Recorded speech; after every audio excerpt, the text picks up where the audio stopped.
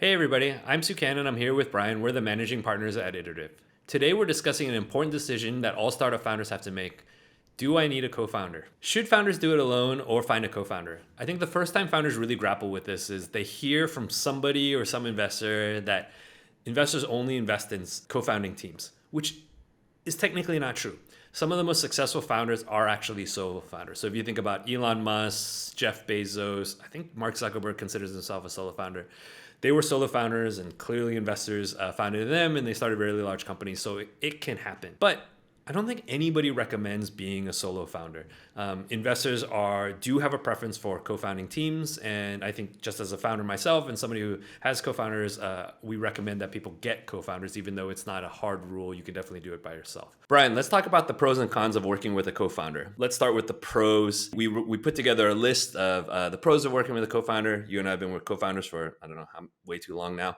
Too many Yeah. years. What is the first pro on your list? I think the most obvious pro is resilience. So oftentimes what happens is someone's kind of like at a low, and when you're running a startup, you get these like ups and downs, and the lows are like really low, the highs are really high, and a lot of times you're like, why am I doing this? Like, should I be doing something else? A co-founder is just there, so they're almost like your support system to keep you going. And maybe just add on here, Brian, we can share stories because, again, since we've been co-founders for so long, I have like concrete memories of this in my head where Brian typically has been the CEO of our companies, and he will go fundraise. Back when Brian and I were starting companies, it was fundraising in person. And so Brian would like go out all day for like days at a time to Sand Hill Road and like fundraise. And I feel like, I mean, fundraising is never easy, but I feel like fundraising in person is also like harder because it just like takes energy and the rejections are. So Brian would come back to the office like late in the afternoon or the early evening. I would make eye contact with him, and Brian would just like look so tired and dead, and like he just wanted to like stop. And we wouldn't say anything, and he would just kind of like, we would make eye contact. We would go to the like conference room. We would shut the blinds, and Brian would literally go sit on the conference table, lay down horizontally, and then curl up in the fetal position. And he would just be like, Sukan, we're so screwed. Everybody thinks we're dumb. Nobody wants to give us money. We're so screwed. And I literally would just like talk to him about it, just be like, no, it's gonna be fine, whatever, and like all that kind of stuff. And I just kind of knew Brian needed to get it out of his system. Like he would need to do that for 15 minutes. He would get off the table and he's like, okay, I'm going to go sit down and do some emails, and I'm going to go find some more investors for us to like talk to or whatever. And like, I think you just kind of like need moments like that. Brian, I also remember times when I was telling somebody else on the team about this recently. Remember when I used to be in product meetings and somebody would start pitching something that I didn't like, and I would get up from my seat. You can tell the rest of the story. Yeah, I was literally going to tell the exact same story. I feel like you're a better storyteller though, Sigan, so you should continue. Okay, you can react to what you were thinking at the time. So Okay. Brian was typically CEO. I ran products, and so sometimes I would be in these product meetings with people. I do not recommend this. This is horrible management. I do not do this anymore. So I just want to clarify: don't do this. But I would be sitting in a product meeting. We would have a product manager who is pitching some idea. I would think the idea is stupid. In the middle of them pitching it, I would get up from my seat. I would go to the corner of the room, face the corner of the room, put my head against the wall, and occasionally like knock my head against the wall in the middle of the product manager's meeting. I think Brian had to do, okay, this is maybe a different topic, Brian, but I feel like there's a resilience part of this too. But then Brian also had to like explain what I was doing to everybody else That's in the exactly room. what happened. I was Because like, guys, it's okay. Don't worry about this guy. He just needs to do that. Yeah, like I think the first time this happened to product managers on our team, I feel like they would just be like, they would pause for a moment, and all I could hear Brian in the background is like, keep going, it's fine. Yeah, co-founders, resilience. I don't think we have this on this, but I guess that's another thing. It's like we should have added another thing on the list, Brian, which is co-founders help you translate what the other co-founder is doing and like what is happening. That should be on the, okay, that is officially on the list. It's just co-founder translation, which I feel like you had to do for me more than I had to do for you. Okay, maybe something from my list here, which I think is a related topic, but somewhat different, is I think accountability is a big part of having co-founders and a big kind of advantage here. And one of the things that I've noticed in working with you, Brian, is I feel like, I think you and I, we think of ourselves as pretty self-disciplined and pretty motivated and that kind of stuff. But when there's somebody else that I'm working with, if I kind of make a commitment to somebody else and say, hey, I'm going to do this, I'm responsible for this, I'm going to get this done, for whatever reason, human psychology, I take that more seriously than if I kind of even make that promise to myself. Like if I tell Brian I'm going to do something, there's this like thing in my back of my head where I'm like, I got to make good on this. I told Brian I was going to do this. I can't have Brian kind of thinking of me as somebody who like doesn't do what they say and all of that stuff. And so it's this like added piece of accountability that kind of motivates and kind of like gets more work done. I think this can happen in a bunch of different ways. Like, to be honest, it's a lot of like self accountability. I think in Brian and I's kind of thing, Brian doesn't yell at me that much if I like don't get it done. And I don't yell at Brian that much if he doesn't kind of get it done. But just like knowing I made that commitment to Brian is enough to kind of get me going. I'm sure, Brian, there's some like co-founder relationships where it's like they kind of need to yell at each other to get it going. That's not how you and I's relationship works. But we've never talked about that. How do you feel about the accountability part? Is it similar to you where it's like, oh, I kind of told Suken I was going to do this thing? Like, yeah, I think it is. It's also kind of like very natural, like as human beings, right? Where we're like, okay, we said we're going to do something, we put it down on paper, like we need to hit it. I actually think there's like another piece of this that's interesting to talk about, which is there's kind of like a accountability for quality of work. Oh yeah. And a lot of times, like I think what's interesting is it's hard for you who created like a piece of work to know what's missing or what's not missing. And whether it's like of sufficient quality or not. And so oftentimes Suken does that for me, which is he's like, right, you didn't think about these like 10 different things, like what's wrong with you? And so for me, it's Suken helps me quite a bit with like, is this sufficiently good work? Yeah, and maybe that Brian, I know we were going to go back and forth. I'm just going to steal the next one because I feel like we're kind of talking about it a little bit. That actually kind of leads me to the next one, which is I think one of the pros of having co-founders is you just have broader skill set. And maybe I'll broaden this topic. It's not just skill set, but it's like the kind of like accountability kind of like thing that we're talking about. So it's complementary kind of like skill sets, but also attitudes and like predispositions. So I think what Brian is talking about is a lot of times in teams, I always kind of play this role of like, did you think about this thing? Have you thought about this? And I for whatever reason, I can just kind of pick those things out. But one of the things Brian does for me is Brian pushes me to go harder and kind of like faster. So I tend to be the quality guy and Brian tends to be the like more aggressive scale and faster guy, which is probably why he was always CEO at our companies. And so I think in addition to having co-founders with different skill sets, like, oh, one of you is an engineer and one of you is like a salesperson or whatever, there's also complementary kind of like personalities that kind of flow together. And so I think that ends up being super useful. It would be difficult, I think, for like one person to have Brian's aggressiveness, but then also my kind of like detailed thoroughness. Cause I think those are kind of like sometimes kind of like opposite. I often think that I'm maybe not as aggressive because I kind of see all the like details and kind of like holes of it or whatever. And Brian is maybe more aggressive because he like doesn't see all of them. Sometimes he's like, I don't see any, he's like, yeah, he's like, it's fine. It's fine. Yeah, let's just do this other thing. Yeah, I don't see any problems with this, right? And so I think that complementary thing has kind of like worked well. Brian, kind of like thoughts on the like maybe broader skill set, but also complementary kind of like personalities part of having co-founders? I never thought about it that way, but I do think that that's what you said was really interesting, right? Which is like a lot of times when you think about co-founders, you're like, someone needs to code, someone needs to do business. But more than that, I actually think the more important thing is to make sure your kind of like your personalities or like the way you work align, because that's the thing that kind of like gets you into trouble the most. And I think this was really stark for Brian and I, because when Brian and I first started, we didn't really have skill sets. Like zero. Like we started. I mean, I think I was like 22. Brian, you were like 21 when we started our first. Like we thought we had skill sets. We didn't actually have any skill sets, and so we weren't good at anything in hindsight. And so I think the only thing that was complementary for the both of us was like we had different kind of predispositions to stuff, which by the way, we didn't even know we did when we started. That's how little we knew about each other. I think when we all started, it was like complete blank slates. And then we kind of like filled into white spaces that we kind of like needed to. So if you're thinking about starting companies and you're like young, like Brian and I are, I think that's the thing you want to kind of think about is that like Brian and I were. Yeah, were. It was like 20 years ago. Were in the sense that like if you're over optimizing for whatever you think your skill sets are at like 22 or like 23, I hate to break it to you, you don't really have skill sets yet. And so the thing you should be optimizing for is like ability to kind of like fill the white space of skill sets that you're going to need. And so I think that's like a bigger piece here. Okay, Brian, you want to hit your last one? I think the last one is just you can do more with 2 people. Yeah. In fact, you can do twice as much, maybe even 3 times as much. I think maybe 3 with 2 times as people. much. Yeah. Yeah, I mean, a very obvious one, but like the difference between getting 1 thing done and 2 things done when you're at like operating at startup speed is like a material difference. Yeah. And so, yeah, finding good co-founders just helps a lot. Maybe the thing I'll add here is I really think it's actually like, it's not additive, it's multiplicative here. And I think for a couple of reasons.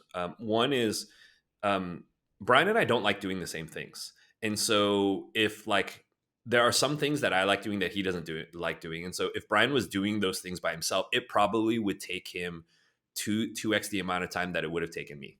Right? Because I just like doing it, right? And vice versa. And so automatically it's like, even if you just like divvied up the list, you get some gains just because one person likes it more, one person is better at that thing more, add in the accountability part. So now we have that. And I think you're easily at like 3x.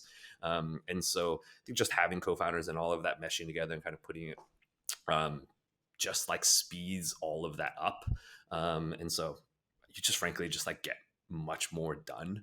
And so it tends to be quite important. Okay, we have 4 things, Brian. So there's resilience. So having co-founders makes you more resilient. You have a broader skill set. You can do more, and then there's an accountability piece to this. We haven't talked about this, but I'm very curious what your stack rank is of kind of like what is number 1, what is your number 2, and then kind of like 3 and 4.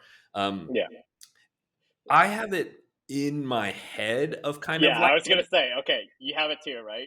I have it in my head. Okay. Okay, so what is your number 1? Okay, I'm going resilience first. Okay, wait. We should go each one. Okay, fine. So resilience is your number 1. It is also my number 1. Okay, yeah. I think this is like really obvious. I think this is not very controversial. I think if you ask 99% of like founders, I think they would have kind of like said this, right?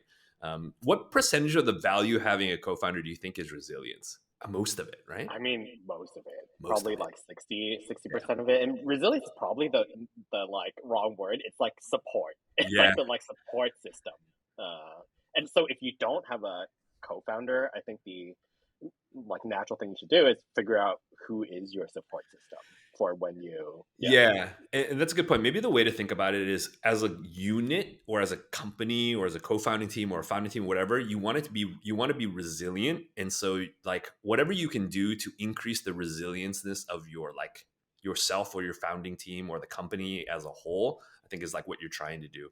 And maybe just to add on I think why this is why it's so important is because a lot of the other stuff you can almost kind of build teams for, like broader skill set, you can kind of build a team around kind of broader skill set. Do more, you can build a team around kind of like doing more. There's a certain piece of resilience that comes with being a co-founder because it's like there's certain things that founders can and probably should only say to other co-founders.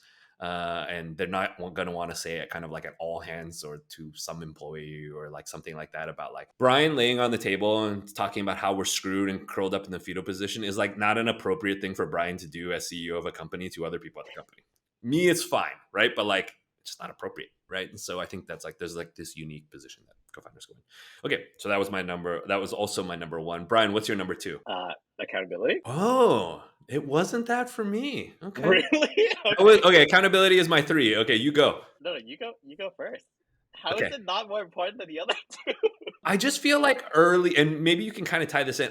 Number 2 was do more for me because I just feel like early on, like you just need that kind of velocity. I see. And you're just like, and look, I think accountability like is a subset of do more. Like, what is accountability useful for? It just gets you to kind of do more stuff, right?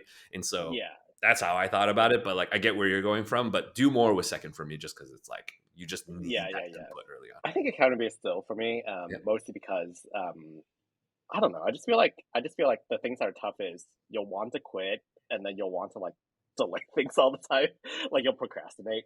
And so the co-founder, I think, really helps with that. With the do more thing, I had it last, and maybe that's interesting to talk about. Yeah. Mostly because I think you can solve that problem without co-founders, Mm. right? So you can go hire a bunch of people who kind of Yeah. like fill your skill sets, and so it's not a co-founder's not your only solution. Yeah, and maybe that's a good point because I think there's an accountability piece that also only comes from co-founders, right? Whereas if you're a solo founder for a company, like everybody reports to you, right? And so it's like nobody can be mad at you because you didn't kind of like do something. I mean, they might internally be like, this guy's not very good, but like only another co-founder can pull you aside and be like, hey, you really got to step up in this case. So, okay, Brian, you're convincing me. Okay, accountability too. Okay, what was your 3 skill set then? Yeah, skill set. Okay, this was last for me, I think, just because it's like, sorry, if it is skill set as in like, oh, we need to get somebody who's like engineering. So if it's like that kind of skill set, I think it's absolutely last for me because you can just like hire for it. If it's personality skill set, like get somebody, if you're not as aggressive, find somebody who's aggressive, then I think that's like much more valuable. But how do you think about it? That makes sense. Yeah. So, and then the last one for you was kind of like do more. Yeah. Okay. Yeah. So I think where we're coming out, then Brian and I's maybe list a little bit different, but mostly the same is resilience, absolutely number 1. Accountability is probably second, and then we can kind of debate, kind of do more and broader skill set. But I think most of getting a co-founder is the resilience and accountability part. I think that's like, it's like 70% of this, of having a co-founder. So I think we're like most of the way there. Okay, talked about the pros. Hey, sorry. I think what's interesting is that's not what other people think when they first start a company, right? Like the immediate thing that you're thinking of when you're getting a co-founder is you're like, I can't do something. Yeah, totally. I need that. And so I don't know. I just thought it was interesting because I think we thought that too. Like I can't do something because I need to find someone else to do something. Yeah, so this is definitely worth a conversation. I feel like every time I talk to co-founders, or I talk to solo founders who are thinking about joining, getting a co-founder, or co-founders, I'm like, why do you want to get a co-founder? They always talk about broader skill set. Always. Like, how many non-technical founders are like, I got to find an engineer, right? Like, that's their like primary kind of like thing. And I think, Brian, I'm sure you give them similar advice. I'm always just kind of like, it's great to kind of find an engineer if you kind of need one, but you can also hire them. You need to like make sure the values are kind of right and all this other kind of like soft stuff, which is a lot of this is like soft stuff actually, right? Even the do more is kind of like somewhat soft, in the sense of like just like kind of personalities and that kind of stuff. So I think the misconception here is everybody looks for co-founders that are kind of like broader skill set, but it's not actually the thing to kind of like look for here. Okay, let's switch over to the cons. We just did the pros. Brian, let's have a balanced conversation here about having co-founders. It is not all positive, although I think you and I probably are in the camp that it's probably more positive than less positive. We can maybe talk about that at the end. But let's talk about the cons a little bit. What are the cons of having a co-founder? We'll do a similar format here. Do you want, maybe I'll pick first one on my list. The first one, I don't know if it's the most, it's pretty important, but it's the one I think people run into first, is unequal commitment. And what I mean by that is sometimes I talk to founding teams. I talked to one actually, I feel like last week, and they had 5 co-founders, which is problematic in a whole different set of ways, for some of the other ones on this list. But half of them were not full-time and the other half were full-time. And I think between Brian and I, we always think about this as like borderline red flag. And the reason why it's a borderline red flag is because if you're working on this full-time and you feel like you're like fully committed to this thing and that, and then somebody else is not committed full-time, you will eventually build up resentment. You may not feel that way in the first week or two, but like, if you're like 1 month in, you've spent all of your weekends working on this thing and somebody is kind of like not doing that, then you're going to start feeling resentment, especially when things start getting like going wrong or kind of like not going as well as you think. I think the resentment kind of really builds here. It also then complicates the whole like equity conversation. So it's like Brian and I, if we both full-time and we start this thing, okay, we split evenly. What happens if Brian worked on it full-time for the first 3 months and then I join later? And then what is our agreement kind of like beforehand? And now we're spending a bunch of time kind of like doing equity distribution, kind of like calculations in our head and debating that.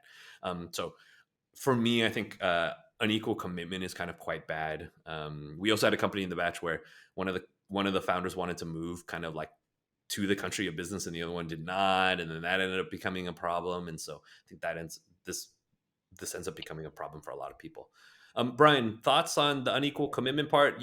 You and I kind of like never have had this. We've always quit at the same time, but you've seen this like I've seen it. Maybe the one thought I had is we've been lucky. Yeah. And so like I'm hesitating saying this. We like found each other.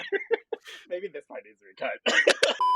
We got the like it's simple. Yeah. We're both very committed, etc., etc. Yeah. I think in reality it doesn't always happen. It doesn't right? always And happen. so so you can get it to work the other way around. But I think what two things to kind of like say to people. One is have these conversations very early. Yeah. Right, because expectations is the thing that kind of like matters the most in kind of like these working relationships. And then the second thing is like I think even if you have these like unequal commitment, equity kind of like things, you will still build resentment, Yes. even if you had these kind of like early conversations.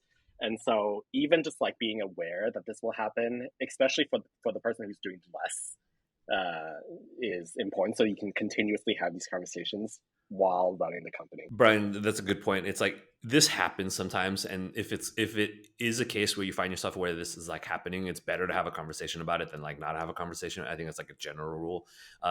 And maybe this is actually just indicative of a larger part of having co-founders is that like you now have two people trying to do this thing and there's like communication, you have to kind of work things out and that kind of stuff. And so I think actually, Brian, everything on our list here is basically just like two people trying to kind of work out differences, which is that's the thing when you have a co-founder. So okay, Brian, you want to pick one from your list? I'm gonna pick one not from this list because okay, great. About it. I love it. Okay, I think conflicting, or sorry, it's not even conflicting, it's the same interest. So common. Yeah, you got it right. Yeah, the most common thing that happens is both people want to be CEO. Yeah. Right. And then maybe the other common one is both people want to write code. Yeah. Right. And so, or both people want to make the final decision on product. Right. That's a thing that like happens all the time. Is people are just like, who gets to make product decisions, right? Exactly. And so, I mean, I feel like this one is like easier to solve because you just need to figure it out, right? You just need to go figure out who's responsible for what types of decisions, and if they don't, if you don't have that conversation or don't get it, have this early, 100% sure you'll run into issues because people have different, and there's no right or wrong when you make decisions on certain things. So you'll run into issues. Hey, Brian, do you remember how we figured this out? Because I think when we started, we did not actually have roles. And I think it was, okay, our two younger brothers were unlikely to be CEO. And I think it was people like, I think there was like some internal kind of debate. It was like, should be Brian, should be like Sukan, or like what? I totally forget how we like decided this. Okay, I 100% think Sukan had torrented Photoshop in his laptop. And I had no clue what Photoshop was. I don't even know how to make a graphic, right? And so we're like, Sukan, you're running product and design and everything that goes along with that. And then we were like, Brian has no skills. What does he do? That is true. I feel like that was a conversation we had. We were like, Brian is not the best engineer. He might be fourth on the team. Definitely can't design stuff. Brian, you should just do everything else, which I guess is... Exactly. I also think, Brian, it's because you like networking, which is a dumb reason to be CEO, but I 100% think it was like, out of everybody on the team, Brian was the only one that liked talking to people. And so it was like, I feel like CEO should... We didn't know what a CEO did. So we were just making up stuff. And Brian liked talking to people. I could talk to people, but I don't actually like it. And so I think somewhere down the line we're like, Brian is CEO. I think the other part with this too, Brian, is I remember we were always trying to make product decisions, and like I feel like I just had such strong I don't think it was like necessarily good, but I had such strong opinions on like very small product things, and people were like, yeah, you care about this the most. You just be in charge of this now. Yeah, exactly. And we've never really changed from that. I feel like you've tried to talk me into being CEO every once in a while, and I'm like, oh my gosh, no, like I don't want to do it. 100%. For people who don't know, I feel like every company at the very beginning, after the first one, Brian is just like, you want to be CEO of this one? And I'm like, that is not a job I want to do. You want to do one of yours? Okay. So I think my next one here is conflicting motivations. This one always comes out later unless you talk about it up front. And so maybe we can talk a little bit about conflicting motivations we sometimes see in people that are common and what the problems are. So I think the first one is just like one person is really doing it because they care about this problem, and another person is doing it because they really care about money. We see this sometimes, and actually is like very stark to us. We can like almost piece it out in the first hour conversations with people. And what ends up happening is somewhere down the road, decisions have to be made, and somebody will make a decision that's optimizing for the money, and somebody will make a decision optimizing for the problem. And then you're in very different places, and you just like fight about what that decision should be. It's especially It stark. could also, oh, sorry to interrupt. It could also be fame, right? Or it could also be, Yeah, I don't fame. know, a lot. I feel like I see a lot of founders where you're just like, you just want to play the startup game. Yeah. Like, you just want to be there, right? Like, you're not really in it for anything. You just want to do a startup.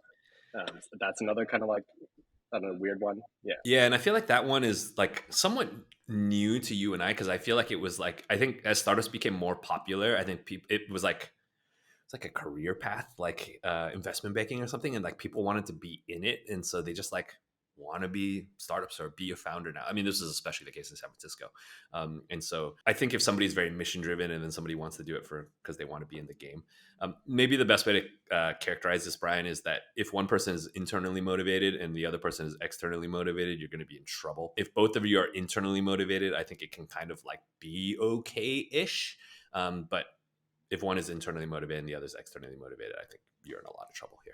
I think it's if anyone is externally motivated, You're in trouble. Okay. Yeah.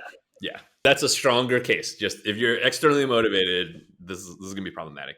And maybe for people who are listening to this and thinking about getting a co-founder, that should definitely be something you're like watching out for. Just like, do you feel like this other person's externally motivated? Short story, Brian, before we kind of go to your last one. When I first moved to Singapore and Southeast Asia, there were some people that wanted to were asking me to kind of start companies with them. And I remember one meeting, the guy drove up in a bright pink Lamborghini, and I immediately passed like right there in the moment in my head. I was like, yeah, we're not going to get along here. And so nothing wrong if anybody here is listening to our podcast and is a pink Lamborghini, but I would never do that. And so I just think from like a value standpoint, it's just like, to me, I just felt like this was not a person that I think was going to do things for the same reason that I was. Okay, Brian, you want to do your last one? Last one here. Sorry. I would 100% have gone to the guy and been like, okay, so where are we going? And what does your family do? How big of a check can you write me? No, you want to be a co-founder, Brian. It's not an investor. It's investors fine. Investors can drive whatever car they want. It's fine. I don't need that co-founder, but maybe he has money to give me for my round. It's the most Brian thing ever. Okay.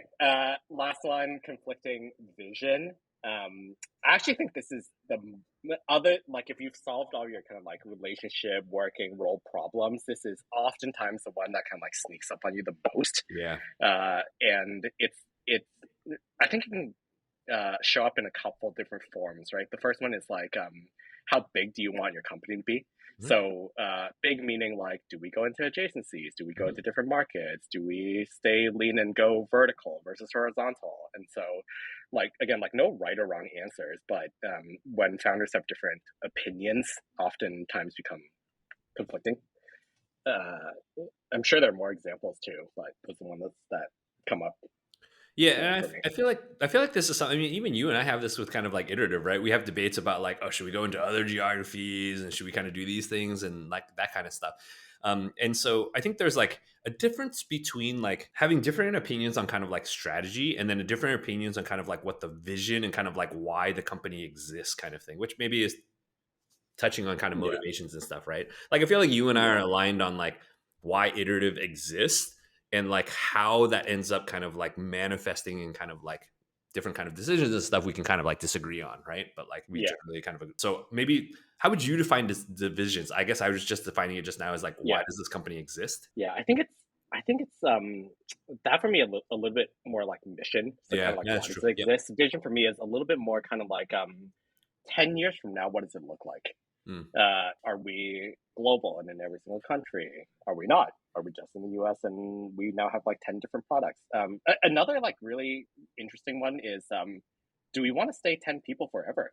Or do we have to scale to like 100 people, 200 people, etc.? And so it's kind of like talking through what you think the end game of the company is.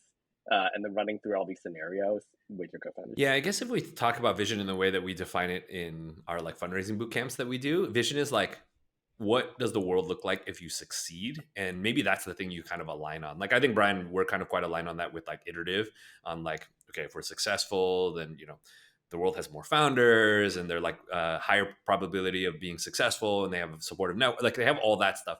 How we actually implement that, and we may kind of like debate about like, okay, is this the best way? Is this the best way? That kind of stuff. But like, we're both on the same page of like, that's what we're trying to do, and that's what the world looks like if we're successful. And so maybe it's like agreeing on the target. How you get there is just kind of like, you can debate, but you got to agree on the target. Okay, maybe I'll do a quick stack rank here. We only have a couple of these. So we have conflicting visions, conflicting motivations. Everything is conflicting. Unequal commitment. And then you had a fourth late entry, which was interests. Okay, just like roles.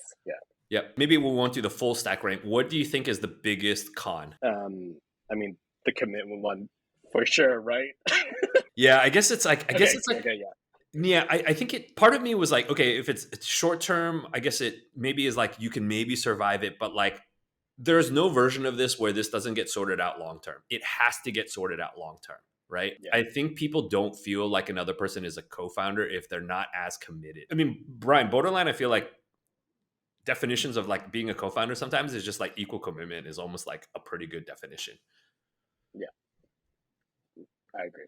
All right. Thanks, Brian. I think we've covered a lot here. I hope this video helps people if they're trying to figure out whether they need a co-founder or not. As always, please subscribe and like and share this video. If you're a founder and you're working on something, apply to Iterative. All the links are in the description. Thanks for watching. #HelpJune. Hit her OKRs.